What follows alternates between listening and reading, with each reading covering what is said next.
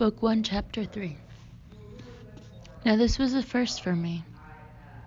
And since this is the first time I've introduced that loaded word God into my book, and since this is a word which will appear many times again throughout these pages, it seems only fair that I pause here for a moment to explain exactly what I mean when I say that word, just so people can decide right away how offended they need to get.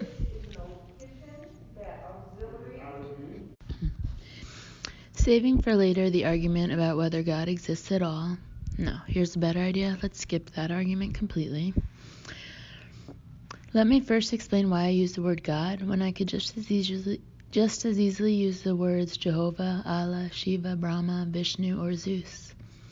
Alternatively, I could call God that, which is how the ancient Sanskrit scriptures say it, and which I think comes close to the all-inclusive and unspeakable entity I have sometimes experienced. But that feels impersonal to me, a thing, not a being, and I myself cannot pray to a that. I need a proper name in order to fully sense a personal attendance. For the same reason, when I pray, I do not address my prayers to the universe, the great void, the force, the supreme self, the whole, the creator, the light, the higher power, or even the most poetic manifestation of God's name, taken, I believe, from the Gnostic Gospels, the shadow of the turning.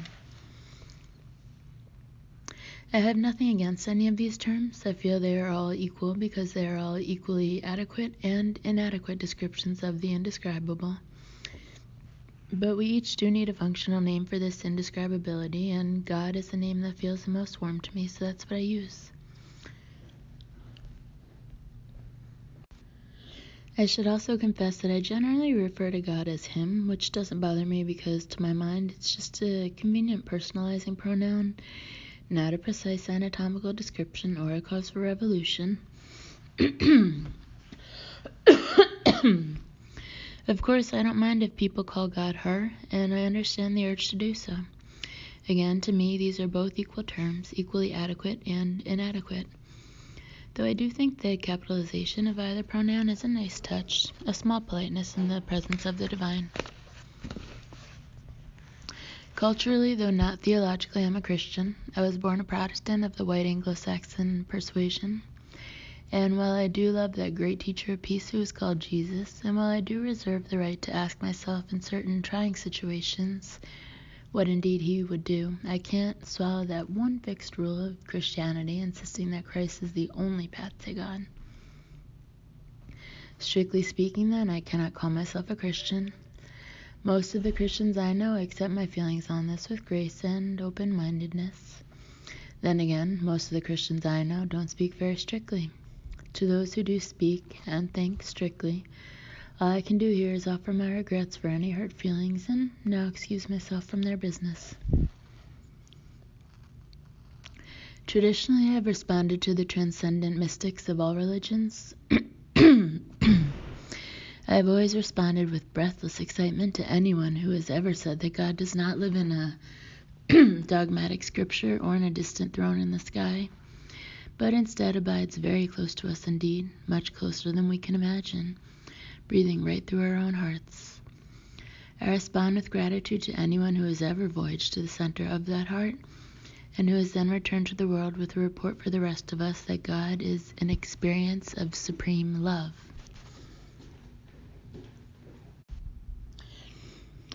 In every religious tradition on earth, there have always been mystical saints and transcendents who report exactly this experience. Unfortunately, many of them have ended up arrested and killed. Still, I think very highly of them. In the end, what I have come to believe about God is simple. It's like this. I used to have this really great dog. She came from the pound. She was a mixture of about 10 different breeds, but seemed to have inherited the finest features of them all. She was brown. When people ask me what kind of dog is that, I would always give the same answer. She's a brown dog. Similarly, when the question is raised, what kind of God do you believe in? My answer is easy. I believe in a magnificent God. Chapter 4. Of course, I've had a lot of time to formulate my opinions about divinity since that night on the bathroom floor when I spoke to God directly for the first time. In the middle of that dark November crisis, though, I was not interested in formulating my views on theology. I was interested only in saving my life. I had finally noticed that I seemed to have reached a state of hopeless and life-threatening despair, and it occurred to me that sometimes people in this state will approach God for help. I think I'd read that in a book somewhere. What I said to God through my gasping sobs was something like this. "Hello, God. How are you? I'm Liz. It's nice to meet you." That's right. I was speaking to the creator of the universe as though we'd just been introduced at a cocktail party. But we work with what we know in this life, and these are the words I always use at the beginning of a relationship. In fact, it was all I could do to stop myself from saying, "I've always been a big fan of your work." "I'm sorry to bother you so late at night," I continued, "but I'm in serious trouble. And I'm sorry I haven't ever spoken directly to you before, but I do hope I've always expressed ample gratitude for all the blessings that you've given me in my life."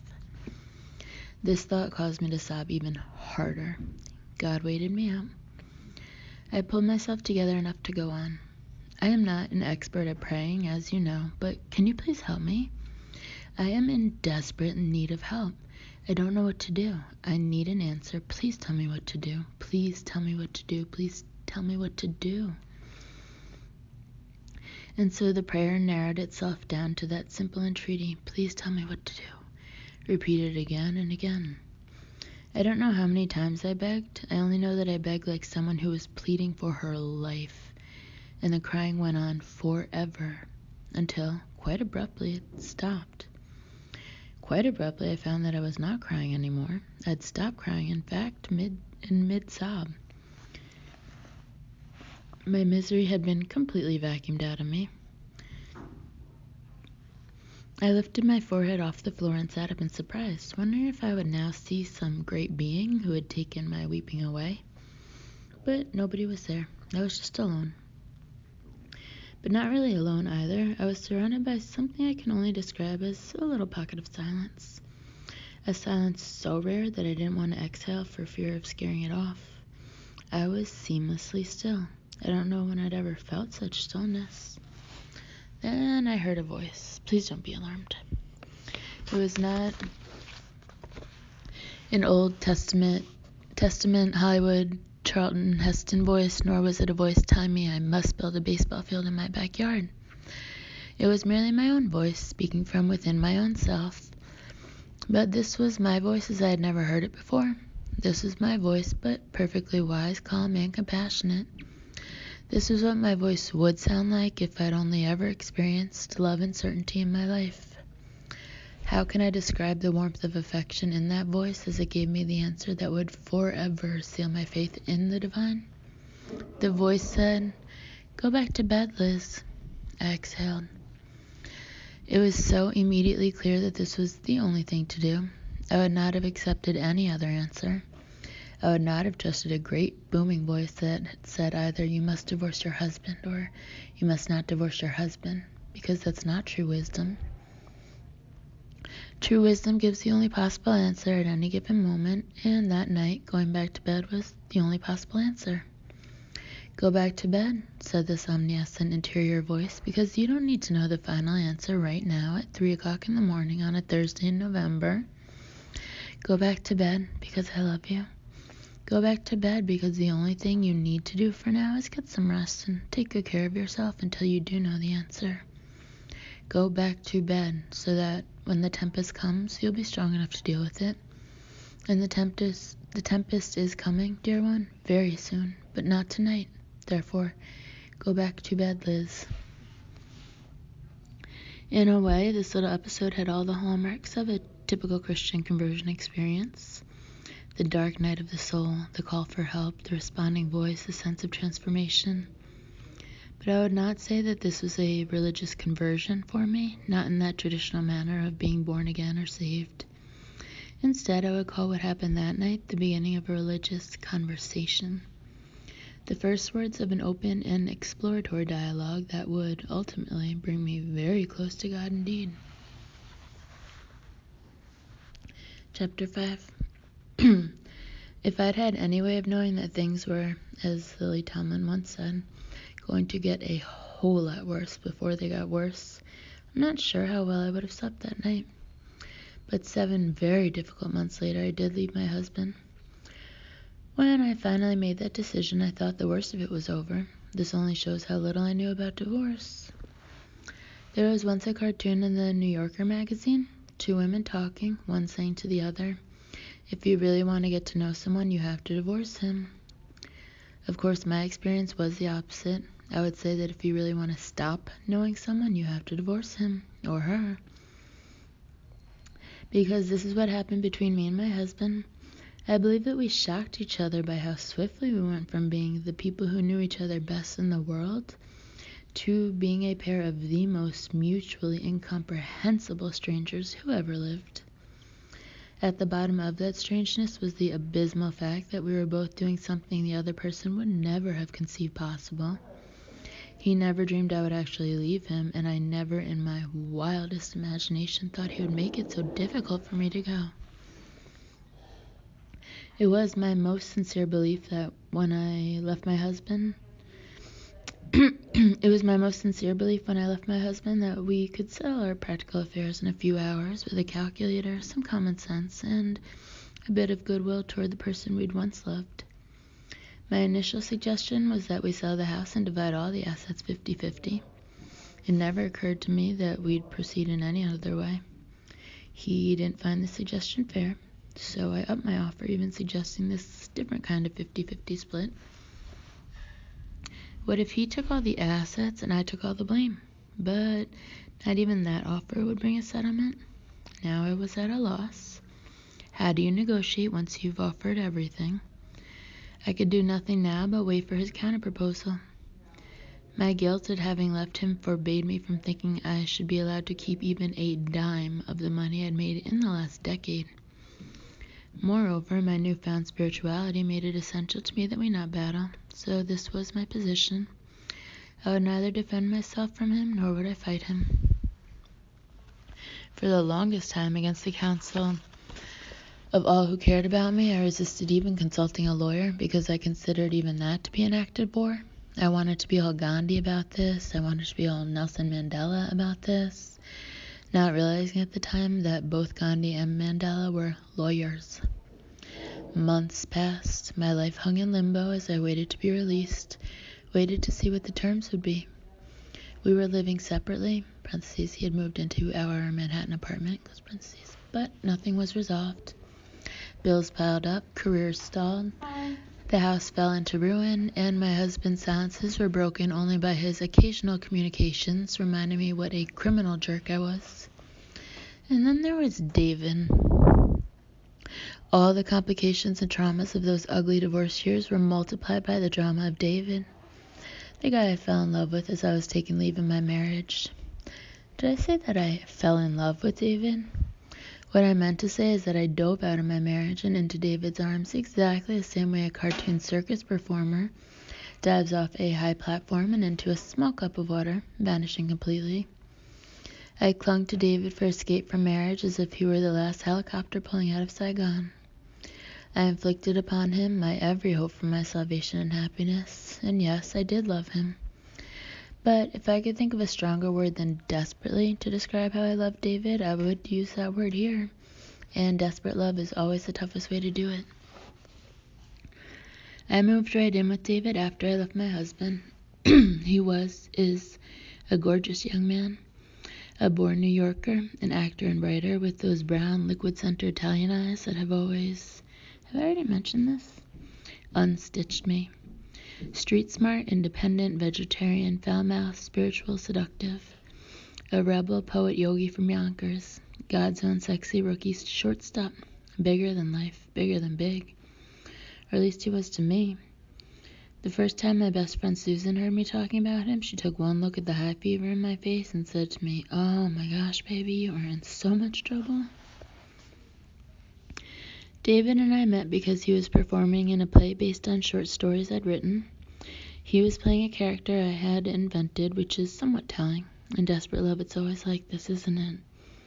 In desperate love, we always invent the characters of our partners, demanding that they be what we need of them, and then feeling devastated when they refuse to perform the role we created in the first place. But oh, we had such a great time together during those early months when he was still my romantic hero and I was still his living dream. It was excitement and compatibility like I'd never imagined. We invented our own language. We went on day trips and road trips. We hiked to the top of things, swam to the bottom of other things, planned the journeys across the world we would take together. We had more fun waiting in line together at the Department of Motor Vehicles than most couples have on their honeymoons. We gave each other the same nicknames so there would be no separation between us. We made goals, vows, promises, and dinner together. He read books to me, and he did my laundry. Parentheses, the first time that happened, I called Susan to report the marvel and astonishment, like I'd just seen a camel using a payphone. I said, a man just did my laundry, and he even hand-washed my delicates. And she repeated, oh my gosh, baby, you are in so much trouble. Close parentheses. The first summer of Liz and David looked like the falling in love montage of every romantic movie you've ever seen, right down to the splashing in the surf and the running hand in hand through the golden meadows at twilight. At this time, I was still thinking my divorce might actually proceed gracefully, though I was giving my husband the summer off from talking about it so we could both cool down. Anyway, it was so easy not to think about all that loss in the midst of such happiness. Then that summer, otherwise known as the reprieve, ended. On September 9, 2001, I met with my husband face to face for the last time, not realizing that every future meeting would necessitate lawyers between us to mediate. We had dinner in a restaurant. I tried to talk about our separation, but all we did was fight. He let me know that I was a liar and a traitor, and that he hated me and would never speak to me again.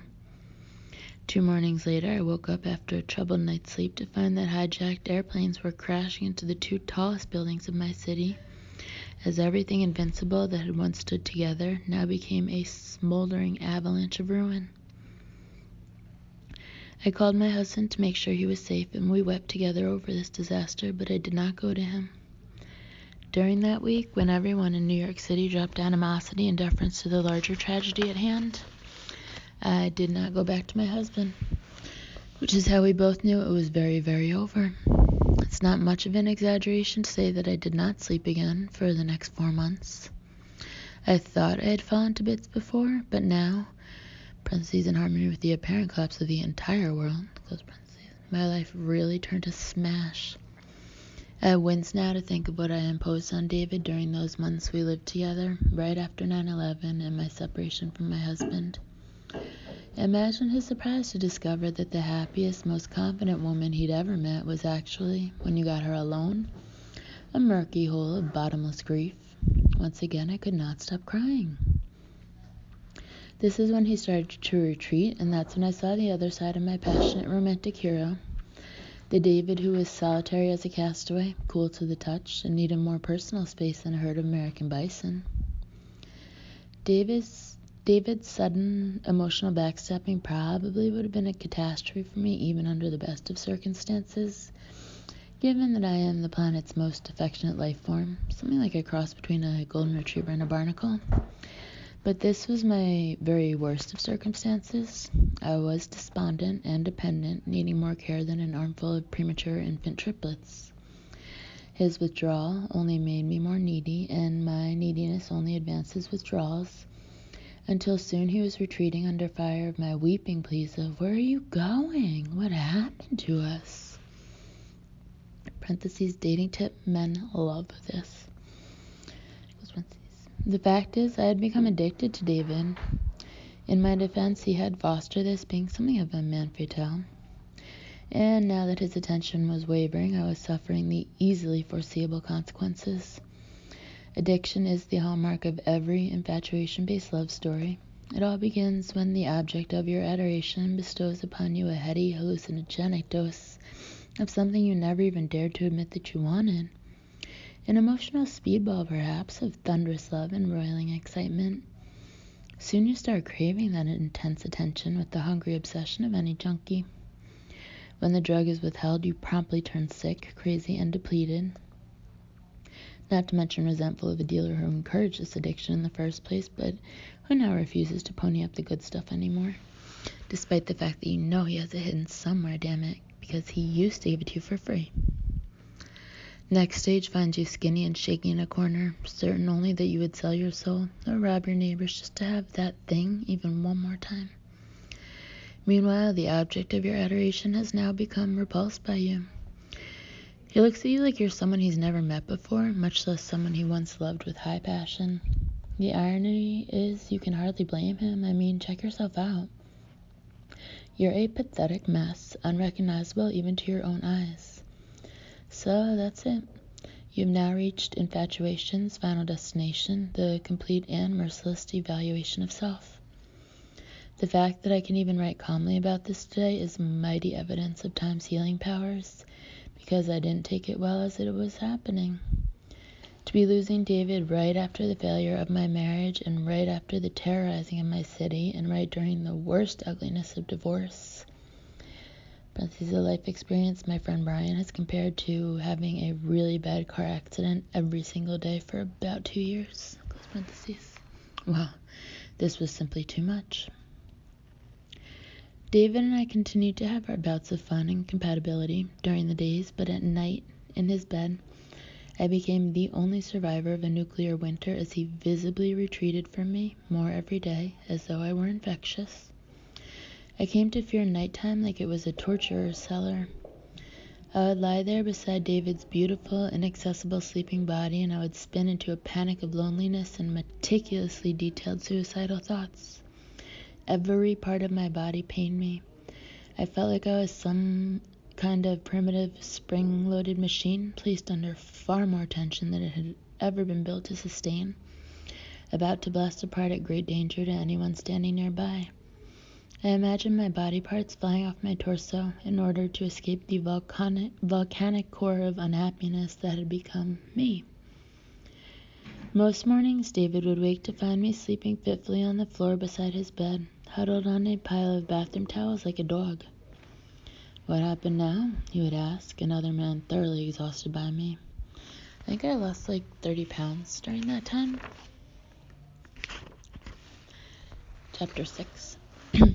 But it wasn't all bad those few years, because God never slams a door in your face without opening a box of Girl Scout cookies, or however the old adage goes. Some wonderful things did happen to me in the shadow of all that sorrow. For one thing, I finally started learning Italian. Also, I found an Indian guru. Lastly, I was invited by an elderly medicine man to come and live with him in Indonesia. I'll explain in sequence. To begin with, things started to look up somewhat when I moved out of David's place in early 2002 and found an apartment of my own for the first time in my life. I couldn't afford it since I was still paying for that big house in the suburbs, which nobody was living in anymore, and which my husband was forbidding me to sell. And I was still trying to stay on top of all my legal and counseling fees, but it was vital to my survival to have a one-bedroom of my own. I saw the apartment almost as a sanatorium, a hospice clinic for my own recovery. I painted the walls in the warmest colors I could find and bought myself flowers every week as if I were visiting myself in the hospital. My sister gave me a hot water bottle as a housewarming gift, so I wouldn't have to be all alone in a cold bed.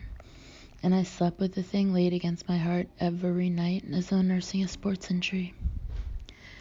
David and I had broken up for good. Or maybe we hadn't. It's hard to remember now how many times we broke up and joined up over those months. But there emerged a pattern. I would separate from David, get my strength and confidence back, and then, attracted as always by my strength and confidence, his passion for me would rekindle. Respectfully, soberly, and intelligently, we would discuss trying again, always with some sane new plan for minimizing our apparent incompatibilities. We were so committed to solving this thing, because how could two people who were so in love not end up happily ever after? It had to work, didn't it? Reunited with fresh hopes, we'd share a few deliriously happy days together, or sometimes even weeks. But eventually David would retreat from me once more, and I would cling to him. Or I would cling to him and he would retreat. We never could figure out how it got triggered. And I'd end up destroyed all over again. and he'd end up gone. David was catnip and kryptonite to me. But during those periods when we were separated, as hard as it was, I was practicing living alone. And this experience was bringing a nascent interior shift. I was beginning to sense that even though my life still looked like a multi-vehicle accident on the New Jersey Turnpike during holiday traffic, I was tottering on the brink of becoming a self-governing individual. When I wasn't feeling suicidal about my divorce or suicidal about my drama with David, I was actually feeling kind of delighted about all the compartments of time and space that were appearing in my days, during which I could ask myself the radical new question, what do you want to do, Liz? Most of the time, still so troubled from bailing out of my marriage, I didn't even dare to answer the question, but just thrilled privately to its existence. And when I finally started to answer, I did so cautiously. I would only allow myself to express little baby step wants, like, I want to go to a yoga class. I want to leave this party early so I can go home and read a novel. I want to buy myself a new pencil box. Then there would always be that one weird answer, same every time. I want to learn how to speak Italian. We're here for Healthy Mind.